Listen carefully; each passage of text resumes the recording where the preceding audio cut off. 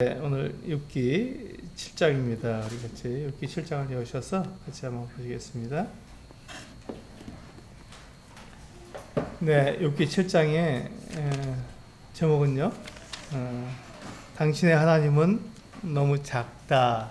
네, 당신의 하나님은 너무 작다라는 제목으로 말씀을 드리겠습니다. 우리가 욥기를 계속해서 살펴보고 있지만 욥기는 1장과 2장을 먼저 우리들에게 소개하고 있는데 욥기 1장과 2장을 우리에게 먼저 소개하고 있는 이유가 있죠. 우리로 하여금 욥기를 오해하지 않도록 먼저 말씀해 주고 있습니다. 그러니까 욥기 1장과 2장을 통해서 하늘나라에서 이루어지고 있는 일들을 우리가 알아야만 우리가 오해하지 않는 것이죠. 그런데 우리가 일반적으로 이 세상을 살아가면서 우리가 하나님을 많이 오해하고 있는 거죠. 오늘 제목처럼 우리는 하나님을 굉장히 작게 생각하고 있습니다. 하나님이 작은 분이라고 생각하는 거죠. 우리의 렌즈에 하나님을 이렇게 맞춰버립니다. 하나님이 작을 수밖에 없죠. 내 생각, 내 지혜 속에 하나님을 가둬버리기 때문에 하나님은 작은 분으로밖에 우리에게 여겨지지 않습니다. 그래서 하나님을 오해하는 것이죠. 그래서 하나님께서는 1장과 2장을 통해서 하늘나라에서 어떤 일이 일어나는지, 하나님이 어떤 계획으로 욥에게 이와 같은 시험을 하시는지를 미리 알려주시는 것이죠. 그래서 우리로 하여금 오해하지 않도록, 하나님을 오해하지 않도록 미리 말씀해 주고 계십니다. 우리 1장과 2장에서 하나님께서 욥을 자랑하고 계시잖아요. 사탄에게 자랑하고 계십니다.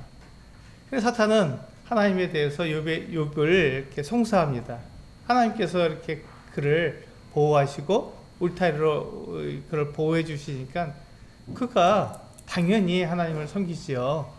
그러나 그것을 제어버리시면 욥도 하나님을 욕하고 하나님을 저주할 것입니다. 이렇게 사탄이 말을 합니다. 하나님께서는 그 사탄에게 욥을 어떻게 하죠? 내어줍니다. 한번 시험해 봐라. 욥에 대해서 하나님은 이미 신뢰하고 있기 때문에 욥을 사탄에게 내어주는 것에 대해서 전혀 두려워하거나 염려하지 않습니다. 그리고 욥을 네 마음껏 한번 이렇게 시험해 보아라 하고 욥을 내어줍니다. 그래서 욥의 모든 재산을 다 빼앗아가고 욥의 자식들도 다 빼앗아가고 심지어 욥의 온 몸에 정수리부터 발끝까지 다 그 종기가 나서 못 견딜 정도로 만들어 버립니다. 다만 하나님께서 이 욥의 목숨만은 건드리지 않도록 그렇게 제한을 하셨기 때문에 사탄이 욥의 목숨만큼은 건드리지 못하죠. 그러나 다른 부분에 있어서 욥을 갖다 계속해서 괴롭힙니다. 오늘 말씀을 보면 그렇게 한 지가 몇 달이 지났습니다. 이게 이틀이 아니고 한 달 정도가 아니고 몇 달이 지났다고 욥은 이야기하고 있습니다. 그런 상황 속에서 몇 달을 지나는 동안에도 욥이 점점 더 아파하고 괴로울 뿐이지 욥은 나아지지가 않았던 것이죠. 그런 상황에 우리가 놓인다면 우리는 어떻게 반응을 할 것인가 생각해 보는 게 참 중요하다고 생각이 됩니다. 내가 지금 여러 달 동안 그 재산을 다 잃어버리고 또 자녀들도 다 잃어버리고 특히 또 내 몸의 정수리부터 이 발끝까지 종기가 나서 어떻게 할 수 없는 그 어떤 상황이 몇 달이 지나가고 있는 것입니다. 그 수개월 동안에 나는 무엇을 할까요? 그 욥은 아마도 그 자기의 잃어버린 재산을 회복하기 위해서 많은 애를 썼을 거예요. 다시 그 양을 치고 낙타를 치고 그 나귀를 치면서 어떻게든지 이 재산을 회복해 보려고 애를 썼을 것입니다. 근데 그게 될까요? 되지 않죠. 하나님께서 사탄에게 주셔서 그 재산을 다 없애버리셨는데 그것을 다시 욥이 되찾는 것은 불가능하죠. 하지만 욥은 그 수개월 동안 그 같은 일들을 해보았지만 되지 않잖아요. 그러니까 욥이 뭐라고 말하냐면 그것이 다 헛되다고 말하는 것이죠. 자기가 수개월 동안 이와 같은 일들을 해봤지만 다 헛됐다. 그러니 내가 참 하나님을 이렇게 원망하지 않고 하나님에 대해서 내가 믿음을 가지고 있는 이 자체가 놀라운 것 아니냐, 이렇게 이야기하고 있는 것입니다. 우리 욥기 7장 1절을 보시면 1절과 2절을 보시면 욥이 그같이 한탄하는, 이제 그 원래 엘리바스에 대해서 6장에서는 엘리바스에 대해서 이야기하다가 이제 7장에 들어와서는 그것을 하나님께로 그 방향을 바꾸었습니다. 그래서 하나님께 지금 말씀드리는 것으로 이야기하고 있죠. 우리 욥기 7장 1절과 2절 한번 읽어보시겠습니다. 같이 읽겠습니다. 시작. 이 땅에 사는 인생에게 힘든 노동이 있지 아니하겠느냐? 그의 날이 품꾼의 날과 같지 아니하겠느냐? 종은 저녁 그늘을 몹시 바라고 품꾼은 그의 싹을 기다리나니. 그렇습니다. 이 말씀을 보게 되면 이 종들이나 품꾼이 낮에 해가 있는 동안에, 낮 시간에 열심히 일을 합니다. 땀 흘려가면서 열심히 일을 하죠. 그들이 그렇게 일을 했을 때 뭐가 오냐면 이게 저녁 시간이 오게 되는 거죠. 어두운 시간, 이제 해가 지고 이제 그 어두워지는 이 같은 시간이 되어서 더 이상 일을 할 수가 없게 됩니다. 그 같은 시간이 되면 그 종도 어려운 일을 하고 힘든 일을 하고 품꾼도 땀 흘려가면서 일을 했지만 이제 그 어두운 시간이 되면 더 이상 일할 수 없기 때문에 그들이 모든 일을 내려놓고 쉬게 되는 것이죠. 그런데 욥은 어떻습니까? 지금 수개월 동안 자기가 고난을 당하고 있지만, 고통을 겪고 있지만 그것에 대해서 쉼이 없잖아요. 그러니까 그것에 대해서 너무 어려워하는 거예요. 종이나 이 품꾼들은 이 어두운 시간이 와서, 어두워진 시간이 되어서 그가 더 이상 일을 하지 않아도 되는 그 같은 시간이 왔기 때문에 좀 쉴 수 있지만, 욥은 지금 그같이 쉴 수 있는 시간이 없기 때문에 하나님을 원망하고 있는 것이죠. 그래서 지금 욥이 하나님이 없다고 말하거나 하나님이 잘못한다고 말하는 것은 아닙니다. 너무 힘드니까, 괴로우니까 하나님에 대해서 그가 토로하고 있는 것이죠.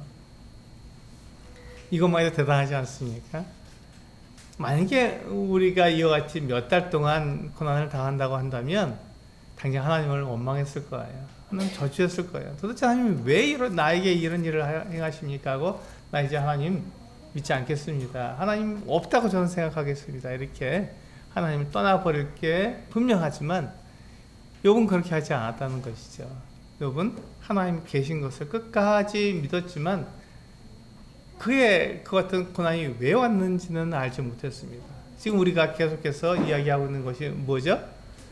그 하나님의 거룩하심, 거룩하심이 있고 욥의 무죄함이 있지 않습니까? 그 둘이 만났는데 고난이 온 거예요. 이해할 수가 없죠. 하나님의 거룩하심과 욥의 무죄함이 만나게 되면 복이 와야 되고 하나님께서 주시는 그 같은 은혜를 입어야 되는데, 거꾸로 지금 욥은 고난을 당하고 어려움을 겪고 있으니까 이걸 이해하지 못하는 거예요. 욥의 친구들이 뭐라고 말합니까? 욥, 당신이 죄를 지었으니까 이 같은 고난이 오지 라고 말을 하는 거예요. 욥은 답답합니다. 차라리 자기가 죄를 지었으면 그 죄를 자백하고 하나님께 벌을 받으면 되잖아요. 그러면 문제가 없는데 욥은 죄를 지지 않았거든요. 욥은 잘못하지 않았습니다. 그런데 그가 고난을 당하고 있어요. 그럼 답답한 거죠. 자기가 고백을 하려도 고백할 잘못이 없는 거예요. 하나님, 제가 잘못을 했으면 그 잘못을 하나님께 자백하겠습니다. 그러나 제가 잘못하지 않았잖아요. 이렇게 지금 말하고 있는 거거든요. 그런데 욥의 친구들은 욥에게 뭐라고 말하냐면, 에이, 그렇지 않지. 네가 숨겨둔 죄가 있을 거야. 그 숨겨둔 죄를 하나님께서 보시고 너에게 이와 같은 고난을 허락하셨을 거야. 이렇게 말을 합니다. 우리 뒤에 넘어가 보시면요,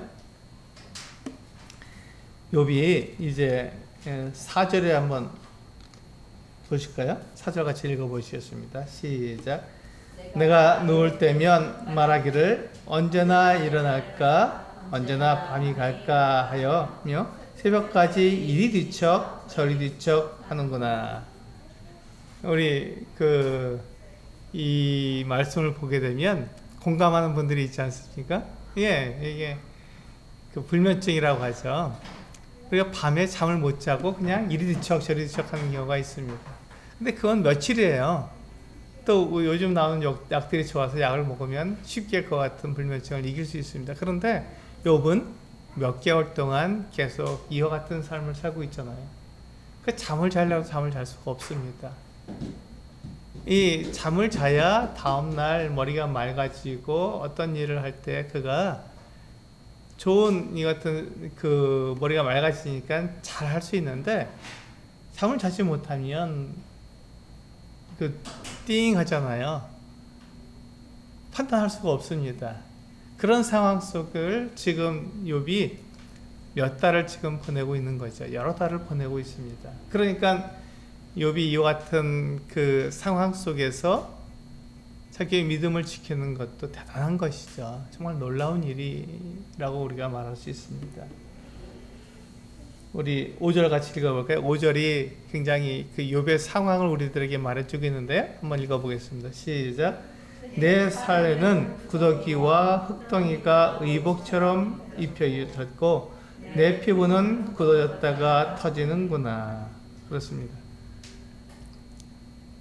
내 아내가 이러한 지금 상황이라면, 내 남편이 지금 이런 상황이라면 나는 어떻게 하겠는가 한번 생각해보면 굉장히 어려운 상황이죠. 내 아내가 또 내 남편이 머리부터 발끝까지 종기가 났는데 이 구더기와 흙덩이가 의복처럼 입혀 있다고 말을 하고 있습니다. 끔찍하죠. 그리고 피부가 굳어졌다가 터지는, 진물이 나는 이와 같은 상황입니다. 그러니까 가까이 갈 수가 없는 거죠. 아내라고 해도 또 남편이라고 해도 가까이 갈 수가 없습니다. 너무 온 몸에서 이 같은 진물이 터지기 때문에 건드리기만 하면은 이 살이 진물이 날 수밖에 없어서 가까이 갈 수가 없는 거죠. 욥이 몇 달 전만 해도 어떤 사람이었습니까? 동방에서 부러워한 사람이었습니다. 그는 건강했고 또 자녀들도 건강했으며 그의 삶은 하나님 앞에서 정직했습니다. 그러니까 사람들이 이 욥을 다들 부러워했고 그는 굉장한 거부였습니다.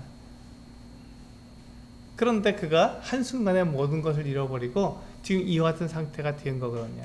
그러니 이 욥을 바라보는 아내, 또 욥을 바라보는 친구들이 그에 대해서 뭐라고 말을 했을까 생각해보면 끔찍한 것이죠. 그래서 욥에게 친구들이 네가 죄를 졌기 때문에 이와 같은 고난을 당하는 거야 라고 말하는 것이 이해가 됩니다. 그런데 답답한 것은 욥이 죄를 짓지 않았다는 것이죠. 그래서 그 문제를 해결하고자 지금 욥이 애를 쓰고 있는 것입니다. 그런데 오늘 제목처럼 욥은 자기 문제에 빠져서 하나님을 어떻게 했죠? 축소시켰습니다. 작게 만들어 버린 거예요. 그렇게 해서 하나님을 자기의 생각대로 자기의 렌즈에 맞춰서 축소시켜 버린 다음에 하나님을 갖다가 이렇게 원망했던 것이죠. 그러니까 우리도 그와 같이 하지 않나 생각이 되는 것입니다. 우리도 우리가 어떤 고난을 당하거나 어려움을 당하게 되면 하나님을 작게 만들어 버려서 내 마음대로 판단하고 내 마음대로 하나님을 재단해 갖고 하나님이 작은 분이야 이렇게 만들어 버리는 그 같은 삶을 우리가 살지 않나, 그런 모습을 우리가 가지고 있지 않나 이런 생각을 가지게 되는 것이죠.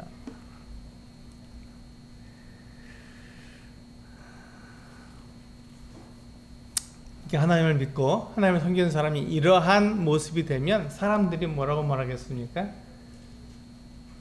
참 지금 이 욥의 친구들처럼 이렇게 욥이 받을 수 없는 것 같은 말을 하지 않을까요? 우리 시편 42편 9절과 10절을 한번 보시겠습니다. 욥기 다음에 나오는 시편이죠. 시편 42편 9절과 10절 같이 한번 읽어보시겠습니다.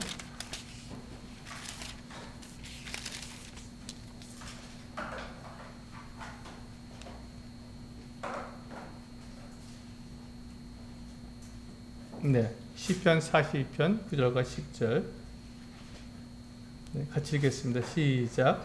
내 반석이신 하나님께 말하기를 어찌하여 나를 잊으셨나이까? 내가 어찌하여 원수의 앞뒤로 말미암아 슬프게 다니나이까 하리로다. 내 뼈를 찌르는 칼같이 내 대적이 나를 비방하여 늘 내게 말하기를 내 하나님이 어디 있느냐 하도다. 그렇습니다.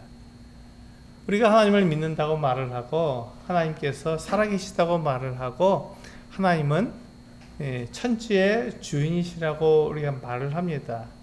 그런데 그 하나님을 믿는 사람이 지금 욥과 같은 이와 같은 고난을 당하게 되면 사람들이 뭐라고 말하냐면 그 네가 믿는 하나님이 어디 계시냐 이렇게 말하는 것이죠. 도대체 네가 믿는 하나님이 어디 있냐 이렇게 말한다는 거예요. 그러니까 지금 그 하나님을 믿는 사람들이 부끄러워질 뿐만 아니라 하나님도 부끄러워지는 거죠. 사실 이 시편 42편 이 내용은요. 그 유다 백성들이 그 바벨론의 포로로 끌려가갖고 그 바벨론 사람들이 유다 백성들이 하는 말입니다. 너희 하나님이 어디 있느냐? 우리 그 바벨론의 신 마르독이 너희 하나님을 이겼어. 그러니까 너희들을 포로로 끌고 온 것 아니냐? 바벨론으로 이렇게 말을 하는 거예요. 그 이야기를 듣는 유대인들의 그 머릿속에 그 마음속에 그것을 인정할 수 있겠냐 하는 것이죠. 인정하지 못하죠. 그런데 그들이 할 말이 없는 거예요. 지금 그들의 상황은 그 바벨론에게 져서 바벨론의 포로가 되어서 그 바벨론 그 도시로 포로로 끌려왔으니 그들이 뭐라고 말할 수 있겠습니까? 아무 말도 할 수가 없죠. 답답한 거예요. 하나님이 계시고 하나님이 만유의 주제라는 것을 알지만 도대체 하나님께서 지금 그들을 왜 버리셨으며 그들을 왜 떠나 계시는지 그들은 이해할 수가 없는 거죠. 그래서 사람들이 너희 하나님이 어디 계시냐라고 물을 때 사람들은 그렇게밖에 말할 수가 없는 거죠. 하나님이 우리를 버리셨다. 하나님이 우리를 떠나셨다고 그렇게 말할 수밖에 없는 것이죠. 하나님을 작게 만드는 거예요. 하나님 그보다 훨씬 크신 분이고 하나님은 그 유다 백성들을 그 바벨론의 포로로 끌려가게 하셨다가 70년 만에 다시 돌아가게 하시잖아요. 그래서 그들로 하여금 살아계신 하나님의 영광을 나타내게 하시는데 그것을 보지 못하는 유대인들은 하나님이 그들을 버렸다고 생각하고 하나님이 그들을 떠나셨다고 생각하게 만들어버린 것이죠. 그들의 하나님에 대한 믿음, 하나님에 대한 신앙 고백이 어떠한가를 하나님께서 보고 계시는 것입니다. 그들에게서 우상을 제하고 그들에게서 하나님의 율법을 사랑하게 만드는 그와 같은 일들을 행하셨는데 어떤 사람은 그와 같은 하나님을 더 사랑하는 사람이 있는가 하면 거기서 하나님을 버리는 사람이 있겠죠. 그렇게 분명히 나눠질 것입니다. 지금 시편 42편에서 그 바벨론 그 이방인들이 그 유대인들에게 너희 하나님이 어디 있느냐라고 묻는 것처럼 지금 이 욥에게도 욥의 친구들이 너희 하나님이 어디 있느냐라고 물을 수 있고 지금 우리들에게 현대를 살아가는 우리들에게도 너희 하나님이 어디 있느냐라고 물을 수 있습니다. 그때 우리의 믿음, 우리의 신앙이 나타나겠죠.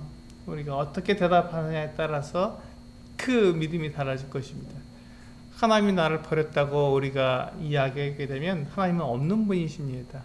하나님은 사랑이 없는 분이시죠. 그러나 내가 하나님을 다 이해하지 못하지만 하나님께서 나를 버리지 않고 나를 사랑하시고 하나님은 선하신 분이시여 라고 우리가 그분을 끝까지 믿고 그분을 의지하고 나아가며 하나님께서 우리를 다시금 회복시키는 것 같은 영광을 보게 될 때 그때 하나님께서 살아계신 것을 우리가 모든 사람들에게 증명할 수 있는 그 우리의 믿음의 모습을 나타낼 수 있을 거라고 생각이 됩니다.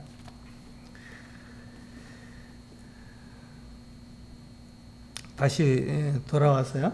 6절에 보시면 6기 7장 6절에 보시면 욥이 이와 같이 고백하고 있습니다. 유명한 말씀인데요. 같이 한번 읽어보겠습니다. 시작. 나의 날은 배틀의 북보다 빠르니 희망이 없이 보내는구나. 나의 날이 배틀의 날보다 배틀의 북보다 더 빠르다고 이야기하고 있습니다. 혹시 배틀의 북을 아십니까? 우리 배틀 이렇게 보시면요, 배틀은 옷감을 짜는 그 같은 기계인데요. 거기 보시면 이제 이렇게 날줄을 계속해서 엮었죠. 날줄이 실이죠, 실을 가지고 이제 이렇게 날줄을 쭉 엮었는데 날줄 사이를 북이 지나갑니다. 그래서 이제 날줄에 시줄을 이렇게 엮어갖고 이 날줄 사이로 이 시줄이 지나가면서 옷감을 만드는 거예요. 그래서 이제 그 실이 다시 이게 또 세로 이렇게 가로로다가 지나가면서 옷감이 만들어지는 그것처럼 이 배틀의 북이 바로 그 같은 지나가는 배처럼 만들어진 작은 도구를 우리는 배틀의 북이라고 말을 합니다. 그래서 북이라고 말하는데, 그 북이 지나가면서 어떻게 되죠? 이 옷감이 짜지는 것. 근데 그것을 하기 위해서 여인들이 굉장히 많은 연습을 하죠. 순식간에 날실 사이를 지나가야 되기 때문에 엄청나게 빠르게 연습하고, 그렇게 해서 계속해서 이 배틀의 북을 가로로 갔다가 또 이렇게 왼쪽으로 갔다가 오른쪽으로 갔다가 계속해서 움직이면서 이 옷감이 만들어지게 됩니다. 그런데 이 배틀의 북이 얼마나 빠른지요? 지금 이 욥이 그것이 말하고 있는 충전된 여인들이 배틀에서 북을 이렇게 옮길 때 얼마나 빠르게 움직이는지 모릅니다. 그런데 나의 날이 이 배틀의 북보다 더 빠르다고 이야기하고 있습니다. 우리가 인생은 70이요 강건한 80이고 지금 100세 시대를 살면서 100세를 살아가고 있지만, 우리 나이가 드신, 저도 나이를 이제 먹게 되었고 많은 사람들이 이렇게 계속 나이를 먹게 되는데, 그 사람들에게 물어보면요, 뭐라고 말하냐면 순식간이라고 말을 합니다.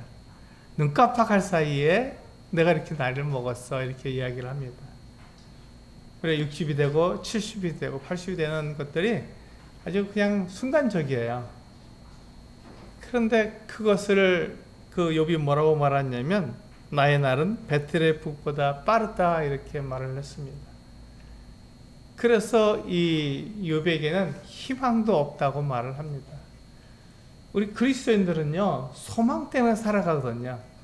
예수님께서 곧 다시 오신다고 하는 이와 같은 소망을 가지고 있고, 하나님께서 우리에게 영원한 생명을 주셔서 다음 영원한 나라가 있다는 것을 우리가 믿고 나아가는 이 소망 때문에 우리는 살아가게 됩니다. 그런데 욥에게는 그 어떤 희망조차도 없어져 버린 거예요. 날은 빨리 지나가고 있는데, 시간은 빨리 지나가고 있는데 욥에게는 아무런 희망도 없습니다. 이 욥이 무엇을 가지고 살아갈 수 있을까요? 욥은 아무것도 가지고 살아갈 수 없습니다. 우리 고린도후서 4장 말씀을 한번 볼까요?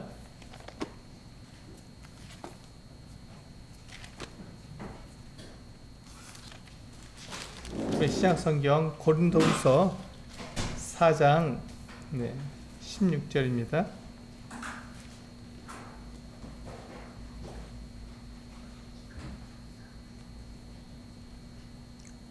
고린도후서 4장 16절 같이 한번 읽어보겠습니다. 시작. 그러므로 우리가 낙심하지 아니하노니 우리의 겉사람은 낡아지나 우리의 속사람은 날로 새로워지는도다. 그렇습니다. 우리 겉사람은 날로 다 이렇게 낡아집니다. 한번 생각해 보세요. 우리가 젊었을 때 얼마나 이렇게 건강하며 힘있고 모든 것을 할 수 있는 것 같은 시간이었잖아요. 지금 우리 교회는 이렇게 어린아이들이 있습니다. 그 아이들 보면 아픈 것 같아도 금방 그것을 이기고 또 이렇게 힘있게 살아가고 있는 것을 볼 수 있습니다. 그런데 노인들은 어떤가요? 그렇게 할 수가 없어요. 아프면 큰일입니다. 아프면 큰일이에요. 그래서 아프지 않도록 자기를 잘 이렇게 돌보고 있는 것이죠. 아프면 그것을 이길 수 있는 힘이 없어져 버리는 거예요. 그래서 이 젊은 사람과 늙은 사람의 차이가 있는 것이죠. 그래서 이 바울이 뭐라고 얘기하냐면, 고린도 성도들에게 뭐라고 얘기하냐면, 우리 겉사람은 낡아진다. 이것은 어떻게 막을 수 없는 것이다. 우리 육체를 갖고 있으니까 시간이 지나면서 우리가 늙어지는 것은 어떻게 막을 수가 없다. 그런데 우리의 속사람은 날로 새로워진다고 말하고 있습니다. 이게 굉장히 중요한 것이죠.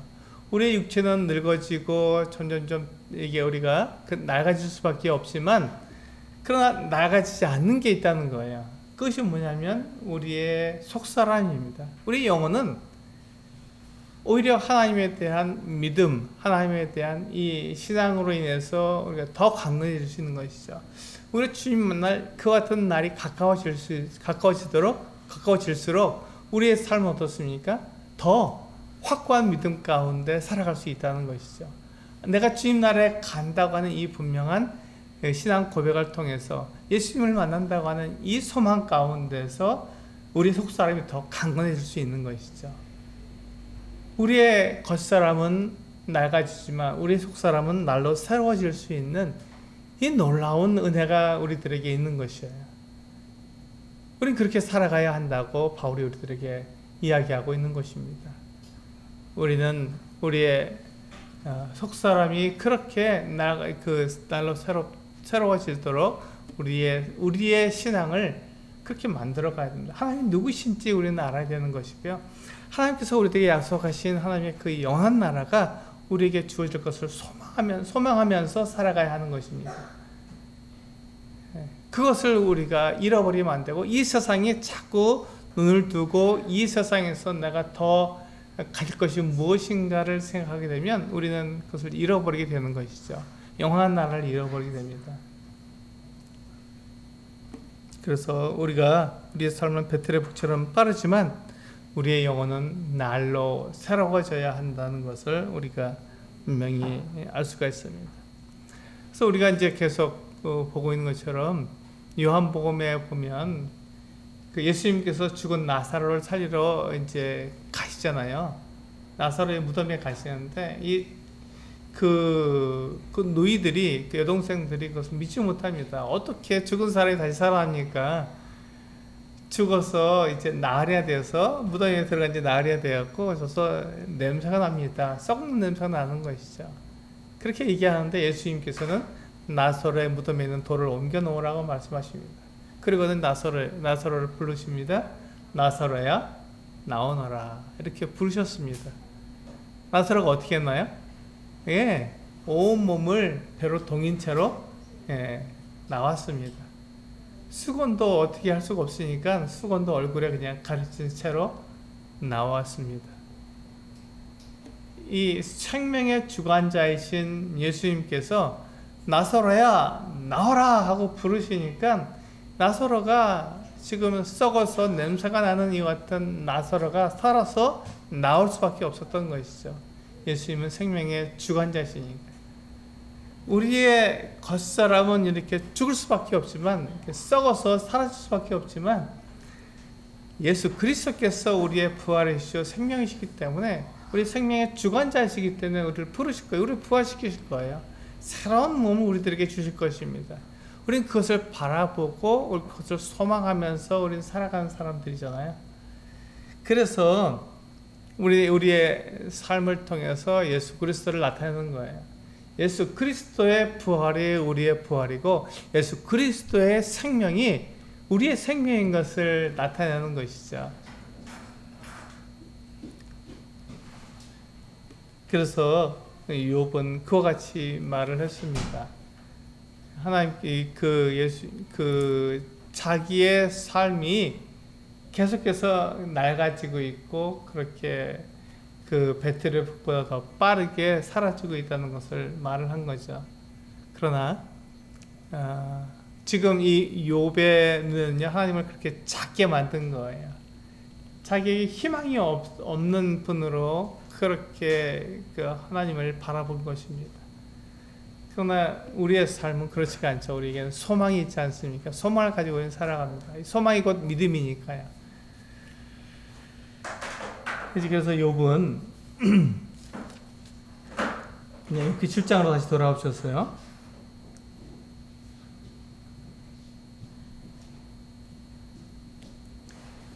여기 이제 네, 무엇을 말하냐면 이제 그 죽음을 이야기하고 있습니다. 계속해서 죽음을 이야기하고 있는데요.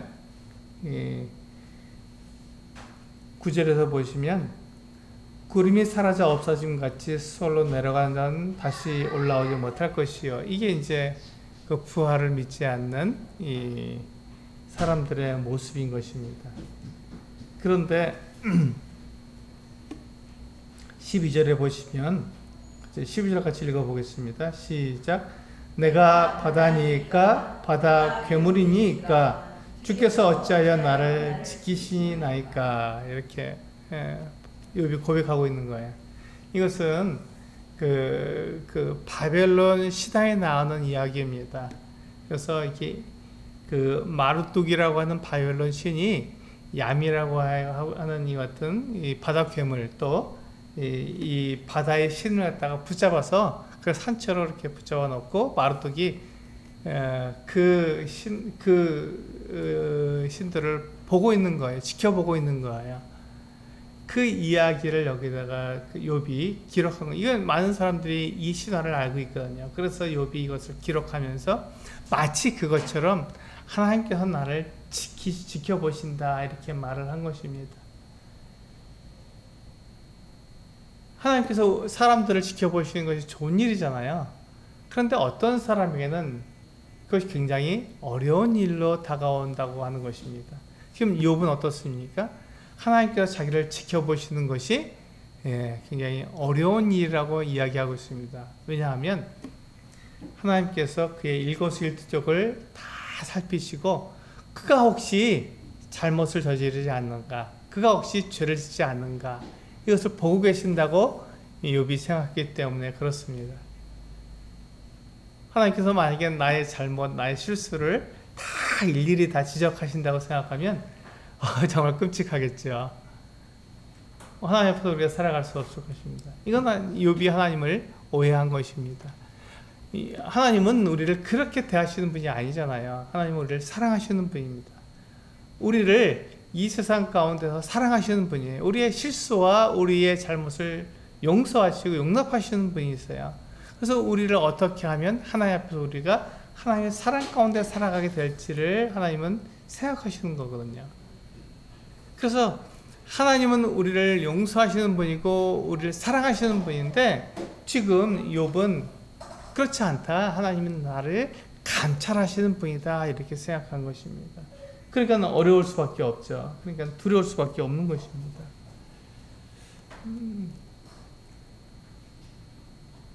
13절, 14절까지 같이 한번 읽어보겠습니다. 13절과 14절 시작. 혹시 내가 말하기를 내 잠자리가 나를 위로하고 내 침상이 내 수심을 풀리라 할 때 주께서 꿈으로 나를 놀라게 하시고 환상으로 나를 두렵게 하시나이다. 보세요. 우리가 그 잠이 들면 어떻습니까? 우리가 쉼을 얻잖아요. 평안하죠. 그래서 이 욥도 잠자리에 들려고 침상에 가서 누웠고 이렇게 그 쉼을 얻으려고 그렇게 했지만 하나님께서 어떻게 하십니까? 욥의 14절에 보면은 주께서 꿈으로 나를 놀라게 하시고 욥이 잠이 들었는데 간신히 잠이 들었는데 욥의 꿈속에서도 놀라게 만든다는 것입니다. 괴롭죠. 그리고 그 환상으로 나를 두렵게 하신다. 내가 그 가는 모든 길에서 하나님이 나를 놀라게 하시는 이것을 생각하게 될 때 정말 이 욥이 하나님에 대해서 얼마나 두려워했을까 이 어떤 생각을 했습니다. 그와 같이 욥이 지금 받고 있는 고난이 너무나도 어려웠던 거예요. 힘들었던 것입니다. 욥은 너무도 괴로웠던 거예요. 근데 욥이 하나님께 뭘 자백할 수가 없어요. 욥이 뭘 잘못했어요. 자백을 하죠. 그러니까 욥이 답답한 거예요.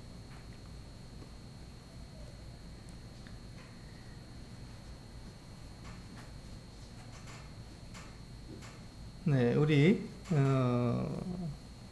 넘어가서요. 20절과 21절 마지막인데요. 그걸 한번 읽어보시겠습니다. 시작. 사람을 감찰하시는 이여 내가 범죄하였던들 주께 무슨 해가 되오리이까? 어찌하여 나를 당신의 관역으로 삼으셔서 내게 무거운 짐이 되게 하셨나이까? 주께서 어찌하여 내 허물을 사하여 주지 아니하시며 내 죄악을 제거하여 버리지 아니하시나이까? 내가 이제 흙에 누우리니 주께서 나를 애써 찾으실지라도 내가 남아있지 아니하리이다. 욥은 이제 자기의 죽음을 이야기하고 있습니다. 내가 차라리 죽는 게 낫습니다. 나를 죽여주십시오. 이렇게 얘기하고 있는 것이죠. 왜냐하면 20절에 보면 사람을 감찰하시는 분이라고 이야기하고 있기 때문에 그렇습니다. 하나님이 마치 경찰처럼 우리의 일거수일투족을 바라보시면서 우리가 잘못하는 것, 우리가 죄 짓는 것을 하나하나 다 들여다보고 계시다는 거예요. 그러니까 이 욥은 하나님을 어떻게 했죠? 자기가 이해하지 못하는 자기의 그 고난, 무지하고 하나님 거룩하신데 그 무지하고 거룩한 것이 만나서 고난을 만들었기 때문에 이해할 수가 없었는데 그 이해하지 못하는 그것을 해결하고자 하나님을 어떻게 만들었죠? 예, 거룩하시고 위대하시고 크신 그 하나님을 내가 이해할 수 있는 분으로 내 렌즈에 맞춰서 작게 축소시켜 버린 거예요. 그렇게 해서 하나님을 이해해 보려고 만든 거죠. 하나님이 그렇게 그 작은 분이고 하나님은 그렇게 옹졸하신 분이고 하나님이 나를 그렇게 자기의 뜻대로 자기의 생각대로 자기 그렇게 마음대로 나를 갖다가 주장하시는 것 같은 분이라고 나는 깨끗하기 때문에 하나님을 그렇게 만들어 버린 것이죠. 작은 분으로 만들어 버린 것입니다. 그래서 이제 욥은 그 하나님에 대해서 더 이상 자기가 이해할 수 없기 때문에 자기가 차라리 죽는 게 낫지 않겠느냐, 그래서 하나님을 만나는 게 더 낫지 않겠느냐 이렇게 이야기하는 것입니다. 우리가 여기에서 이제 우리의 삶을 돌이켜 봐야 한다고 생각합니다. 우리는 어떤가 생각해 봐야 한다고 생각이 됩니다. 우리가 하나님에 대해서 우리가 하나님을 작게 만들어 버리면 우리는 이해할 수가 있습니다. 하나님 그런 분이니까 하나님이 그렇게 나를 갖다가 이렇게 하나님의 뜻대로 하나님 마음대로 나를 고난도 주시고 그 마음에 안 들면 나의 그 작은 같은 죄를 가지고도 이렇게 고난을 줄 수 있는 분이라고 하나님을 작게 만들 수 있는 것이죠. 축소시킬 수 있는 것입니다. 그렇게 되면 내가 하나님을 이해할 수 있다고 생각하기 때문에 그렇게 행동해 버리는 것이죠. 그래서 여기 뭐라고 말하냐면요. 21절에 보면 주께서 어찌하여 내 허물을 사하여 주지 아니하시면 내 죄악을 제거해 버리지 아니하시나이까 이렇게 말하죠. 그것은 무슨 얘기냐면 욥이 혹시 자기가 모르는 가운데에서 어떤 잘못을 하거나 죄를 지었다면 그것을 용서해 주신 분 아닙니까? 라고 말하는 거예요. 욥이 모르고 지나갈 정도로 작은 죄, 별것 아닌 것 같은 잘못이라면 하나님께서 그것을 용서해 줄 수 있는데 그것 가지고 나를 갖다가 이렇게 고난을 주신다니, 이렇게 큰 고난을 나한테 허락하시다니 하나님은 째째한 분입니다. 작은 분입니다. 이렇게 말하고 있는 것입니다. 그래서 하나님을 자기보다 더 이렇게 낮게 만들어 버려서 자기가 이해하지 못하는 것들을 해결해 보려고 하는 것이죠. 이해해 보려고 하는 것입니다. 우리의 삶 가운데서도 하나님이 이해가 안 되면 그 이해 안 되는 하나님에 대해서 내가 하나님을 작게 만들고 내가 이해할 수 있는 그 하나님으로 만들어 버려서 하나님을 내가 이해해 보려고 하는 것 같은 노력이 우리에게 있지 않습니까? 그래서 오늘 말씀처럼 너희 하나님은, 당신의 하나님은 작다고 하는 이와 같은, 너무 작다고 하는 이와 같은 제목을 말씀을 드리는 것입니다. 혹시 내가 하나님을 이렇게 작게 만들지 않는가? 내가 이해해 보려고 하나님을 내 렌즈 안에 이렇게 축소시켜 버리지는 않는가 생각해 봐야 합니다. 하나님은 욥이 생각한 것보다 훨씬 크신 분이고, 하나님은 욥을 자랑하고 계시며 하나님은 욥을 사랑하고 계십니다. 그것을 이해하지 못하는 욥이 하나님을 지금 이렇게 원망하고 있고, 차라리 내가 죽음으로 더 이 고난 당하는 것보다 낫다고 하는 같은 고백을 하고 있는 것이죠. 여기 42장에 가면요, 욥이 하나님을 찬양하거든요. 굉장히 놀라운 고백을 하게 됩니다. 우리는 그것을 욥기 전체를 통해서 보게 되는 것이죠. 지금은 이제 욥이 하나님을 이해하지 못하고 하나님을 이렇게 작게 만들었지만, 하나님을 알게 되면 욥이 하나님을 찬양하고 하나님을 높일 수밖에 없습니다. 우리가 이것을 알아가는 것이 욥기를 통해서 우리가 배우는 것이라고 생각이 됩니다. 네, 우리 같이 기도하시고 욥기 7장을 마치도록 하겠습니다. 기도하시겠습니다.